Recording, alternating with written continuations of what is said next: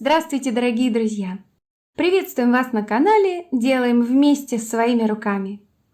Сегодня с вами Наталья и Андрей. Сегодня мы будем плести необычную вещицу – игольницу на основе простой стеклянной банки, которая будет украшена кружевом, льняной тканью и милыми безделушками из дерева. Для работы нам понадобятся сегодня наши любимые газетные трубочки. Я уже заранее их скрутила, подготовила нужным образом. Напомню всем, что трубочки необходимо увлажнить. Кроме, пожалуй, трубочек, которые будут вашими будущими стойками.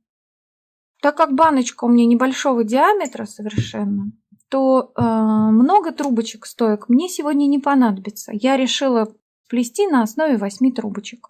Из своих 8 трубочек я сейчас сделаю простой болгарский крест. 2 трубочки кладу вертикально, 2 горизонтально, еще 2 на них накладываю сверху и прижимаю слегка.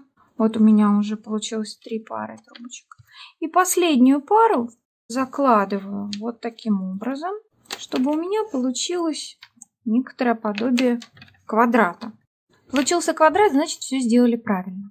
И теперь мы начинаем плести обыкновенной веревочкой. Для этого соединяем наращиванием наши трубочки. И начать первый ряд нашего плетения. Верхнюю трубочку мы заводим под нижние стойки, а нижние автоматически у нас оказывается сверху. И таким образом мы их обхватываем. Поворачиваем наш крест. Нижнюю трубочку сверху, верхнюю заводим под нижние трубочки. Первые ряды плести не очень комфортно, но зато дальше будет намного легче. Потом плетение спокойно удерживает уже само себя, и вам уже не потребуется для этого дополнительные усилия. Сегодня трубочки длиннее, чем обычно. А трубочки длиннее, потому что мы нарастили простую кандапогу формата А4. Заранее. Так, вот первый мой рядок, он уже заканчивается. И мы переходим плавно на второй уже круг. Количество рядов легко посчитать по петелькам, которые накинуты на стоечки. Первые 3 ряда мы стоечки разводить не будем. Они у нас так и остаются парными. Надеюсь, что вам хорошо видно. 2 первых ряда готовы.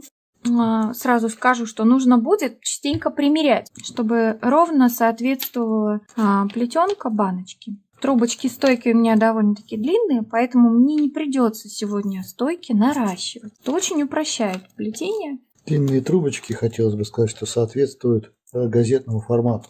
Да. Вот газетные трубочки из газет будут именно такие по длине. У меня сейчас наращивание. И продолжаем. Мы полные 3 ряда проплели. Значит, наступило время, когда мы разводим наши трубочки стойки между собой. Проплетаем каждую из них отдельно. Вот, смотрите, просто разделяю пальчиками. И оплетаю каждый верхнюю трубочку вниз через одиночную стоечку, нижнюю через верх. А в остальном плетении продолжается точно так же. Если расстояние не совсем ровное между ними, то первый и второй круг это еще не так страшно. Потихонечку плетение стойки выравнивает. Вот, надеюсь, уже видно, что вместо пучков появляется такое солнышко. Стараемся плести плотненько, не оставляем зазоров ненужных. Мы развели последнюю пару. Проплетем еще один кружочек быстренько для того, чтобы закрепить стоечки отдельно. После этого ряда мы примерим баночку по размеру. Хорошо, если заготовка плетеная где-то на 3-4 мм больше, чем банка, чтобы было удобно поднимать стойки. Но если она значительно больше, то потом не так становится уже удобно. Так, можем примерить баночку. Вот, практически дно уже готово. Проплетем еще один ряд и примеряем. В общем, у нас удобная уже ширина. А сейчас у нас будет поднимание наших стоечек. Делать мы это будем очень просто. Загибая стойку наверх, и сделаю себе сразу сигнальную трубочку. Может быть, вы в других наших видео уже это видели. Одну трубочку я просто плотненько загну, для того, чтобы знать, если я плету и дохожу до этой трубочки, эта трубочка мне сразу сигнализирует, что был пройден полный ряд. Первый ряд мы можем поднять без баночки, потом мы все-таки ее вставим и начнем аккуратненько плести. Так, надеюсь, что вам хорошо видно. Я потом поправлю обязательно потуже вниз вот этот ряд, для того, чтобы не было ненужных у нас здесь отверстий. Лучше здесь немножко поджать пальцами, чтобы плетение село плотненько. Расстояние у меня получилось между стоечками 1,5 сантиметра. Трубочки тоненькие. Если бы были трубы потолще, сразу говорю, было бы мне плести здесь неудобно. Трубочки набирались на спицу 1,2. 1,2. Ну, вообще я заметила, что если плетешь не очень крупную вещицу, то лучше, чтобы были трубочки тоненькие. Вот мы проплели и дошли до сигнальной трубочки. Сейчас нужно оплетать ее. Значит, у нас полностью один ряд готов. Продолжаем плетение. Для того, чтобы не травмировать наше донышко при повороте банки, я буду использовать дальше защитное покрытие. У меня просто вот кусок ткани. Мы продолжаем плести. Вот уже видно, как плетение у нас рядок за рядком прибавляется. Так, мы привязали сейчас вот, техническими ниточками плетенку к баночке для того, чтобы было удобнее плести сбоку. А место, то, где соскальзывают эти шнурки, зафиксировали просто крышкой. И теперь она не будет соскальзывать. Так будет удобнее и на камеру снимать, и показывать плетение. Да и, в общем-то, и плести удобно тоже, да. Таким простым способом плетения мы круг за кругом наращиваем нашу плетеную часть игольницы. И вот уже можно сказать, что половину баночки проплели. И происходит это, в общем-то, за считанные минуты. Если трубочки подсохли, их нужно увлажнить водичкой из пульверизатора. Потому что сухие трубки, они дают заломы и не очень гибкими становятся. А вот правильно увлажненные, они как раз послушные, приятные в руках. Так, ну вот мы можем посмотреть, да, мы опять дошли до сигнальной трубочки. И предлагаю все-таки сплести теперь последний ряд для того, чтобы сделать загибку. Да. Теперь мы будем снимать крышечку, чтобы снять эти веревки. Да, технические веревки нам больше не нужны. Вытаскиваем из плетения. И сейчас мы еще и саму банку еще можем вытащить спокойненько.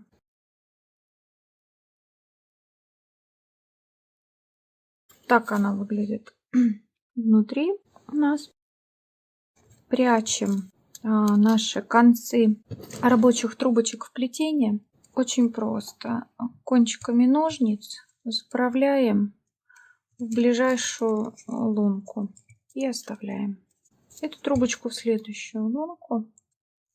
После того, как мы заправили в плетение концы рабочих трубочек, мы переходим к плетению загибки, самой простой. Для этого мне нужно увлажнить стоечки.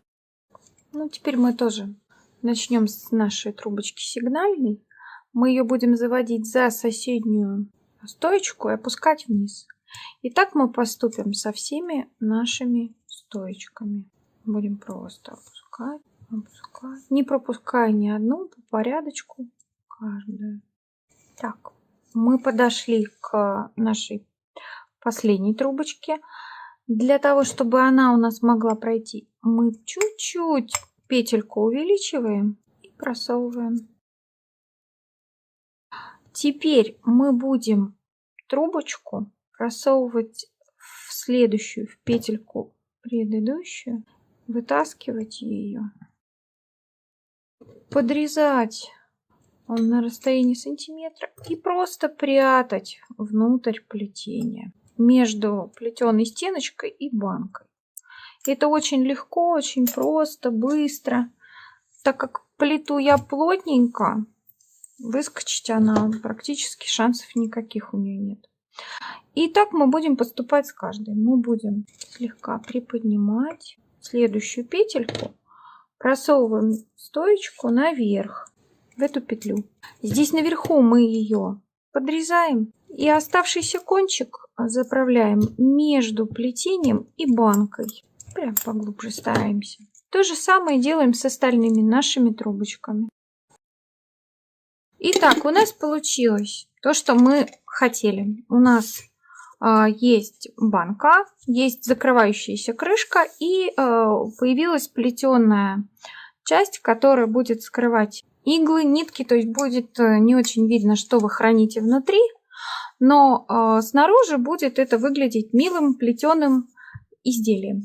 Мы дважды покрыли нашу банку клеем ПВА, столярный, с высокой прочностью склеивания, прозрачным после высыхания. Очень хороший, удобный клей. И вот теперь она уже твердая, сухая, очень плотная.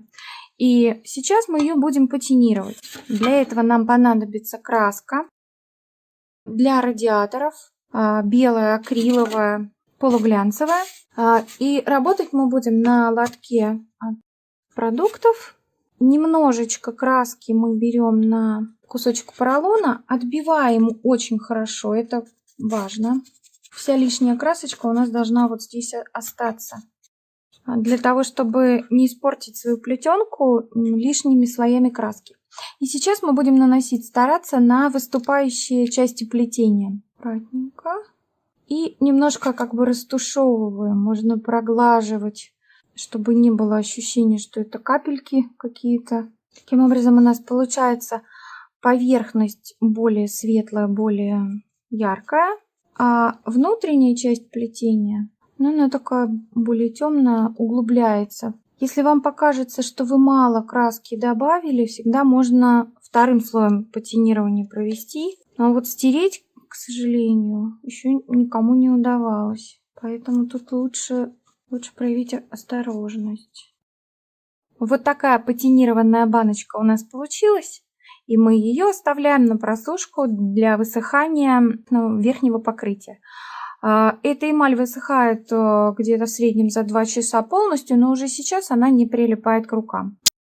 Сейчас мы будем декорировать крышку нашей игольницы. Для этого нам нужна сама крышка, вырезанный по ее размеру круг из плотного картона, а также круг, вырезанный из ткани, но большего диаметра, чем наш картонный круг.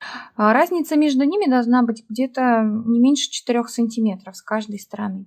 Ну и, конечно же, наполнитель, который мы будем использовать для хранения иголок. Сейчас мы начинаем с вами работать. Я специально беру контрастную по цвету нитку, чтобы вам лучше было видно, как я собираю наш круг. Самым простым швом игла вперед, стежками где-то с половину сантиметра. Нам нужно прошить его по кругу, полностью все края. Я буду сразу же немножко подтягивать свою нитку, чтобы у меня сформировалась такая шапочка. Вот мы приблизились к нашему узелку, значит, наша работа выполнена. Расправляем складочки, стараемся равномерно их расправить. Вкладываем в получившуюся шапочку наш наполнитель и нашу картонную заготовочку. Хорошенько стягиваем и закрепляем 2 обыкновенными простыми узелками. Сейчас мы будем приклеивать нашу заготовку к крышечке банки. Для этого я воспользуюсь клеевым пистолетом. В боковых местах стыка нужно аккуратненько подклеить, чтобы ткань плотнее прилегала к крышечке. Так, сейчас боковые части крышки мы будем прятать. Для этого я просто отрезала ленту от ткани похожего цвета и, загибая вовнутрь края, я сейчас эту ленту просто немножечко подклею для того, чтобы мне было дальше с ней удобнее работать. И вот этой вот импровизированной ленточкой мы будем закрывать нашу боковую сторону. Чтобы лента ложилась ровно, мы ее выравниваем по нижнему краю. И соединяем с стык плотненько. А дальше декорировать крышечку будущей игольницы я буду кружевом, натуральным, хлопковым, очень красивым кружевом. Значит, я взяла отрезок, здесь немножко больше 50 сантиметров, но я хочу, чтобы у меня кружево красиво собиралось.